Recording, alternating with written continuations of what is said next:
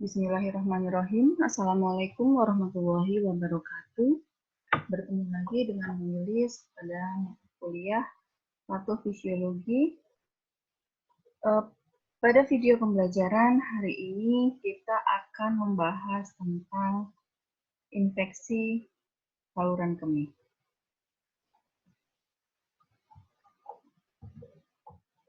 Beberapa definisi tentang, atau kita singkat dengan ISK ya, infeksi saluran kemih atau ISK ini ya dari beberapa definisi. Yang pertama adalah ISK itu sama dengan sistitis, ya, sistitis atau inflamasi akut yang terjadi pada mukosa kandung kemih akibat adanya infeksi oleh bakteri, ya, adanya penyebaran bakteri di dalam saluran kemih. Seperti itu. Lalu yang kedua, infeksi saluran kemih atau ISK merupakan reaksi inflamasi sel-sel urotelium, ya, yang melapisi saluran kemih. Serta ISK atau juga tadi disebut dengan sistitis, bisa disebut juga dengan urinarius tractus infeksi atau UTI, ya, adalah suatu keadaan adanya invasi mikroorganisme pada saluran kemih. Nah, biasanya yang menginvasi ini adalah rata-rata bakteri, ya, bakteri. Atau juga bisa disebabkan pada awalnya adalah dari jamur. Oke, kita lihat terlebih dahulu secara anatomi, ya, secara anatomi saluran kemih ini terdiri mulai dari ginjal, ya, ginjal, ureter, vesika urinaria, dan uretra. Jadi ginjal di sini merupakan organ yang bentuknya seperti kacang. Kita tahu ada dua, ya, sisi kiri dan sisi sebelah kanan. Nah, ureter ini merupakan saluran yang menghubungkan antara ginjal dan vesika urinaria atau kandung kemih. Ini jadi jangan kebalik antara ureter dan uretra. Kalau ureter itu yang menghubungkan dari ginjal ke kandung kemih, kalau uretra dari kandung kemih ke luar. Jadi untuk membuang urinnya. Seperti itu. Kandung kemih adalah organ yang berongga yang terletak di sebelah anterior tepat di belakang os pubis, ya, yang tersusun dari otot polos yang berkontraksi dan berfungsi sebagai tempat penampungan urin sementara sebelum dikeluarkan, ya, sebelum dikeluarkan. Nah, uretra ini adalah saluran kecil, ya, yang dapat mengembang dan berjalan dari kandung kemih ke luar tubuh. Jadi mengalirkan urin ke luar tubuh. Jadi ketika kita buang air kecil itu yang bekerja adalah uretra. Nah, bedanya uretra laki-laki dan perempuan adalah perempuan lebih pendek, ya, lebih pendek. Nah, karena laki-laki kan ada penisnya, ya, sehingga dia lebih panjang.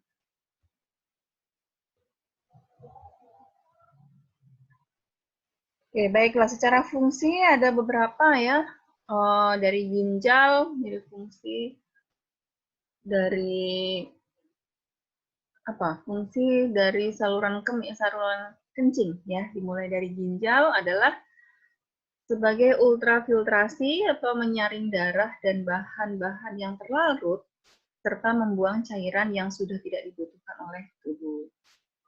Ginjal juga sebagai pengendali cairan, ya, untuk mempertahankan keseimbangan cairan serta elektrolit dan menjaga keseimbangan asam basa. Ya, di sini mempertahankan derajat asam basa dengan mensekresi ion H dan membentuk bikarbonat sebagai buffer. Mengatur tekanan darah dengan mengendalikan volume sirkulasi dan sekresi urin. Mengatur metabolisme, ya, dengan mengaktifkan vitamin D. Memproduksi eritrosit, ya, erythropoietin yang disekresikan oleh ginjal dan merangsang sumsum tulang agar membuat sel-sel eritrosit. eritrosit atau sel darah merah. Ekskresi produk sisa membuang langsung produk metabolisme yang terdapat pada filtrasi glomerulis. Lalu etiologi dan klasifikasi dari infeksi saluran kemih adalah ya. Nah, ini kita lihat dulu penyebabnya. Etiologinya atau penyebabnya adalah ada beberapa. Yang pertama dari bakteri gram negatif seperti E. coli. Ya, kalau E. coli ini memang sering sekali terjadi pada saluran pencernaan juga termasuk dalam saluran buang air ya. Bakteri gram positif, Staphylococcus, Streptococcus, virus, jamur ini jarang ditemukan, tetapi ada ya. Dan mikroorganisme yang terdapat dalam vesika urinaria bisa disebabkan oleh beberapa faktor, yaitu intake minum yang kurang. Jadi hati-hati sama orang-orang yang tidak suka minum air putih apalagi ya. Karena semakin air putihnya itu berkurang berarti pembuangan juga akan berkurang ya. Atau hygiene yang kurang, jarang mengganti pakaian dalam. Ketika pakaian dalam itu jarang diganti, berarti kan pakaian dalam itu akan lembab, akan muncul jamur, akan muncul bakteri ya, sehingga itu bisa menginfeksi mulai saluran kencing ya, uretra ke vesika, bisa sampai ketika ini infeksi tidak tertangani dengan baik bisa menjalar ke ginjal ya. Pakaian dalam wanita yang terbuat dari bahan sintetis bukan dari katun karena dia tidak bisa menyerap ya, tidak bisa menyerap. Penggunaan jeans yang terlalu ketat jadi lembab ya, intinya adalah kita menghindari kelembaban, apalagi pada wanita hamil yang memang mengeluarkan sekret lebih banyak ya, seperti lendir ini lebih banyak. Jadi diharapkan pada ibu hamil itu juga ketika setelah buang air kecil, kalau celana dalamnya itu basah harus ganti dengan yang kering ya, yang masih bersih seperti itu untuk mengurangi terjadinya infeksi.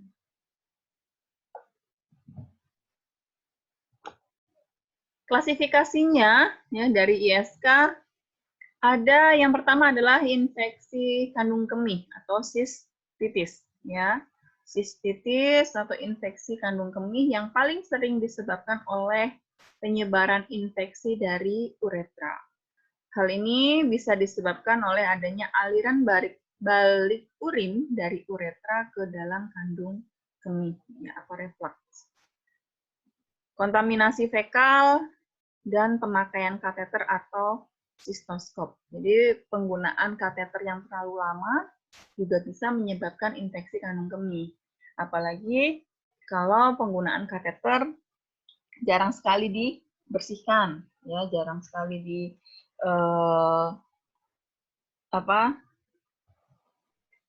dibersihkan bagian kateternya ya, tidak ada kateter hygiene seperti itu ya, bisa menyebabkan masuknya mikroorganisme.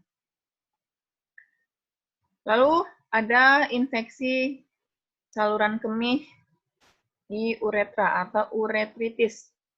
Ya, infeksi yang menyebar naik yang digolongkan sebagai gonoreal atau non-gonoreal. Uretritis gonoreal disebabkan oleh Neisseria gonorrhoeae ya, dan ditularkan melalui kontak seksual. Yang kedua adalah uretritis non-gonoreal yang tidak berhubungan dengan Neisseria gonorrhoeae, biasanya disebabkan oleh Chlamydia trachomatic atau Ureaplasma urolithicum. Jadi Chlamydia termasuk di dalamnya termasuk adalah jamur ya. Jamur tadi bisa karena celana dalam yang lembab ya, atau jarang ganti celana dalam dan segala macam. Jadi bisa menyebabkan infeksi. Nah, yang ketiga ginjal atau pyelonefritis. Nah, ini infeksi traktus urinarius atas merupakan infeksi bakteri piala ginjal, ya, tubulus dan jaringan interstisial dari salah satu atau kedua ginjal. Ini bisa disebabkan tadi yang saya bilang, bisa disebabkan karena infeksi saluran kemih atau infeksi kandung kemih yang tidak tertangani dengan baik, ya, yang tidak tertangani dengan baik artinya tidak segera ditangani, bisa menyebar hingga ke ginjal. Ya, bakterinya bisa menyebar ke ginjal, apalagi pada orang-orang yang minum air putihnya jarang. Ketika kita kekurangan cairan atau jarang minum, rasa ingin buang air kecil itu kan jarang. Nah, ketika jarang artinya ketika di dalam kandung kemih atau uretra ini ada bakteri, dia tidak akan gampang terbuang. Tetapi ketika kita minumnya banyak, artinya sesuai dengan aturan, ya. Nah, ini ketika sudah waktunya buang air, dia akan buang air, sehingga apa? Bakteri akan terus terbuang, sehingga saluran kemih ini akan sehat. Nah, pada ISK pada usia lanjut, ya, pada ini ada dibedakan menjadi beberapa. Yang pertama adalah ISK uncomplicated atau ISK simple, ya, ISK sederhana, yang terjadi pada penderita dengan saluran kencing yang tidak baik, baik secara anatomi maupun fungsional normal. ISK ini pada usia lanjut terutama mengenai penderita wanita dan infeksi hanya mengenai mukosa superficial kandung kemih saja. Lalu yang kedua adalah ISK complicated. Sering menimbulkan banyak masalah karena seringkali kuman atau bakteri, ya, penyebab kulit diberantas. Kuman penyebab sering resisten terhadap beberapa macam antibiotik. Ya, sering terjadi bakterinia, sepsis, dan shock. Apabila memang tadi bakterinya sudah resisten, dikasih obat apapun dia tidak mempan, sehingga dia tetap bertahan di dalam saluran kemih, ya. Nah, ini bisa complicated. Nah, ISK bisa terjadi, ya, yang complicated bisa terjadi apabila seperti kelainan abnormal saluran kencing, ya, misalkan adanya batu.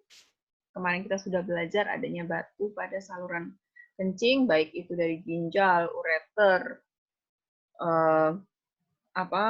batu di kandung kemih, juga batu di uretra, ya, sehingga membuat refleks, artinya air kencing yang harusnya keluar karena terbendung oleh adanya batu, sehingga kembali ke kandung kemih. Kalau di kandung kemih sudah terlalu penuh, nanti kandung kemihnya, ya, air di kandung kemih ini akan naik ke ginjal. Padahal itu adalah sisa-sisa dari metabolisme yang seharusnya sudah dikeluarkan, kembali lagi ke atas, ini bisa menyebabkan terjadinya infeksi. Kelainan faal ginjal, ya, gagal ginjal akut maupun gagal ginjal kronik.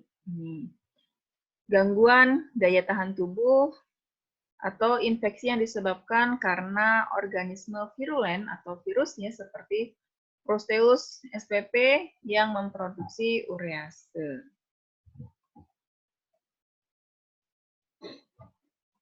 Patofisnya bagaimana? Ya, masuknya mikroorganisme ke dalam saluran kemih, ya, bisa saja melalui adanya penyebaran endogen, yaitu kontak langsung dari tempat infeksi terdekat, ya, hematogen, limfogen, eksogen sebagai akibat dari pemakaian alat seperti kateter atau sistoskopi. Dua jalur utama terjadinya ISK adalah hematogen dan ascending. Tetapi dari dua cara ini, ascending yang sering terjadi atau yang sering menyebabkan ISK. Manifestnya atau gambarannya atau gejala yang muncul, ya, yaitu disuria atau nyeri waktu berkemih. Peningkatan frekuensi berkemih, tetapi sedikit biasanya, ya. Perasaan ingin berkemih adanya sel-sel darah putih dalam urin, nyeri punggung bawah atau bagian suprapubik, ya, demam yang disertai adanya darah dalam urin pada kasus yang parah.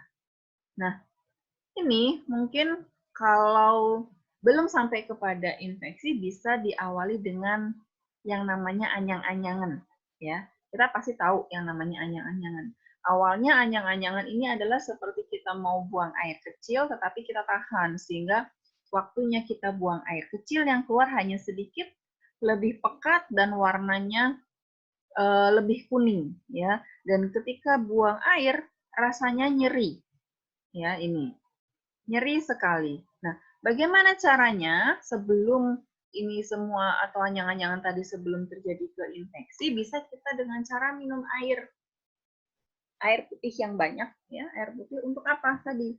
Kan pada orang-orang yang kurang air bisa menyebabkan ISK. Nah, kita bantu dengan minum air putih supaya apa? Produksi urinnya lebih banyak. Nah, ketika ini akan membantu mengencerkan urin, ketika keluar akan lebih mudah dan tidak nyeri, tidak sakit, sehingga mencegah terjadinya infeksi.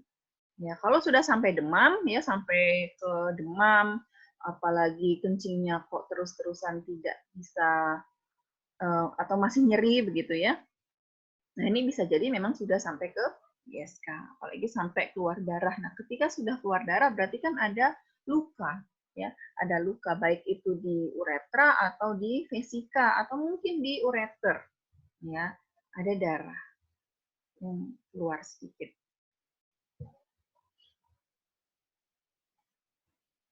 Ureritis biasanya memperlihatkan gejala adanya mukosa memerah dan udem, terdapat cairan eksudat yang purulen, ya. Ada ulcerasi pada uretra, adanya rasa gatal yang menggelitik, good morning sign, ya, adanya nanah pada saat pertama buang air, nyeri pada saat awal mau buang air, ya, kesulitan untuk memulai buang air, dan nyeri pada bagian abdomen atau bagian perut. Pada pyelonefritis akut biasanya muncul gejala demam, ya, menggigil, nyeri pinggang, dan juga dysuria atau nyeri pada saat buang air, ya, dan kencingnya sedikit. Lalu bagaimana? Ya, kita lakukan pemeriksaan penunjangnya dengan analisa urin, ya. Apakah di dalam urin ini terdapat leukosit? Ya, leukosit, sel darah putih, sel darah merah, apakah ada kristal, apakah ada nanah, ya, mengandung bakteri, dan pH-nya bagaimana? Lalu kita juga periksa kultur urin, ya, untuk menentukan jenis kumannya yang nempel atau yang ada di dalam saluran kemih ini apa saja. Apakah Streptococcus, ataukah E. coli, ataukah yang lainnya. Ya, sehingga itu nanti akan menentukan antibiotik apa yang diberikan. Ya. Nah, apabila ada darah, ya, terdapat peningkatan leukosit, ureum, dan pemeriksaan darah, apakah ada peningkatan leukosit, ureum, dan kreatinin.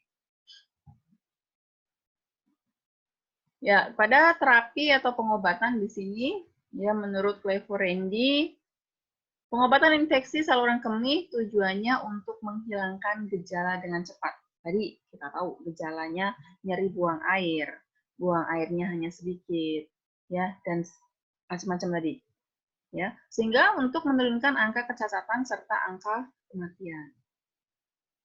Perawatannya bisa berupa meningkatkan intake cairan. Tadi ya saya sudah sampaikan meningkatkan intake cairan minum 2-3 liter per hari bila tidak ada kontraindikasi.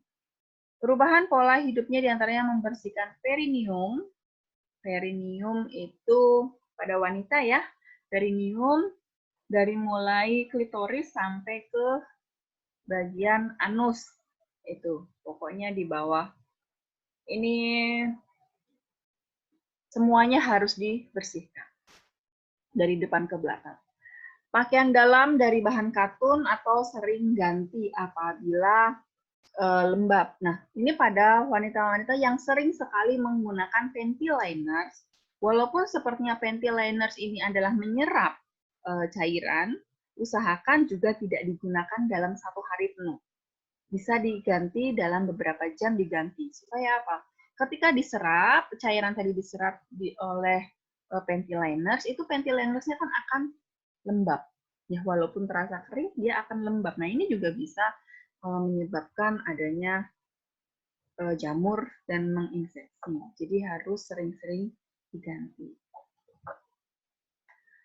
Obat-obatan yang bisa diberikan adalah antibiotik. Nah, ini kita tahu dulu bahwa apa penyebabnya. Kalau penyebabnya adalah bakteri, bisa kita gunakan antibiotik. Ya, kita gunakan antibiotik. Kalau misalkan asalnya dari jamur, ya berarti kita anti jamur, ya. Jadi disesuaikan dengan apa yang ada yang ditemukan dari hasil pemeriksaan, gitu ya. Nah, antibiotik jangka pendek bisa 1-2 minggu, antibiotik jangka panjang 3-4 minggu.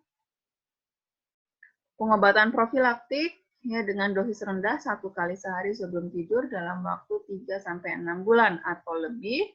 Ini merupakan pengobatan lanjutan apabila terjadi komplikasi. Ya, bisa ditambahi dengan analgetik dan antispasmodik. Ini kalau misalkan ditambahi dengan atau gejalanya muncul dengan rasa nyeri yang berlebihan. Jadi selain antibiotik, kita bisa gunakan analgetik untuk mengurangi rasa nyeri. Obat golongan fenozopridin, ya, iridium biasanya digunakan untuk meredakan gejala iritasi pada saluran kemih, ya. Itu untuk penanganan saluran kemih. Jadi nanti kalau oke, sampai di sini dulu ada yang mau ditanyakan. Boleh jika nanti ada yang ingin ditanyakan dituliskan saja di forum diskusi dan nanti waktunya cukup ya, ada waktunya nanti saya akan jawab. Oke, untuk pertemuan video pembelajaran kali ini kita cukupkan dulu ya, kita ketemu pada materi yang berikutnya. Oke, terima kasih. Wassalamualaikum warahmatullahi wabarakatuh.